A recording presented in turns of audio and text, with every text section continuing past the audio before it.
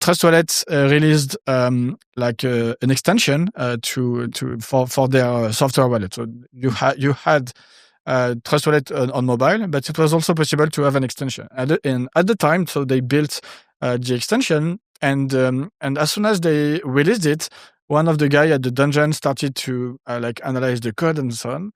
And very quickly, he was able to spot a very tiny vulnerability in the way the seed was generated.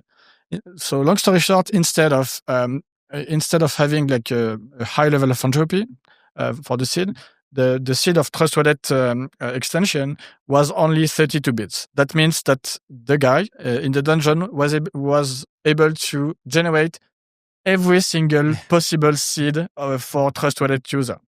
So this was very nasty. So long story short, this guy in the dungeon knew all the seed of all Trust Wallet user.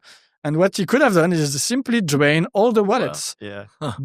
But these guys are white hat hackers. They don't do that for money. They do that because they believe in security in the ecosystem and they want to make the world a better place at the end. So what he did is disclosing the vulnerability to the Trust Wallet team and making sure they could fix it. And that was not that simple because there was so much money already in this vulnerable seed. They needed to make sure that their users migrate to another seed. Right. So this is what happened. So and at the end that was a success because almost no money was lost, while it could have been a disaster simply. Thank God for people like that. I was going to say, all you ever hear about is the bad things, right? You don't hear about people proactively helping each other as much anymore. Because in the news, in crypto Twitter, the journalists like blood. They like when Bybit lost 1.4 billion. This is the big thing. When the dungeon or anyone in the space saved us from a disaster.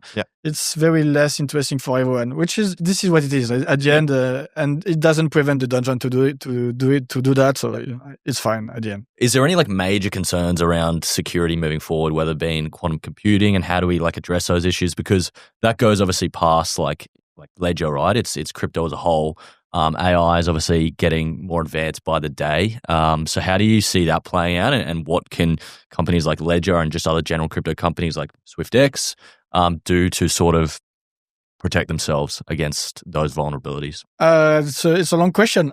So let's start with quantum computer because everyone talks about quantum computer. So let me give you my input on this. So first of all, I work in cryptography for more than 20 years, and it's more than 20 years that I hear that in the next 5 years we will have a quantum computer breaking cryptography. So I'm not saying it won't happen, but this is a fact. So first. Secondly, also, we must admit that progress has been made in quantum computer manufacturing. We are not at this point yet, but progress have been made.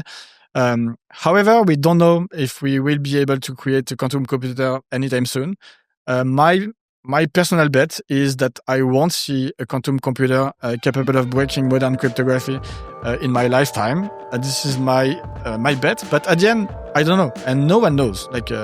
Except if someone has secretly a quantum computer.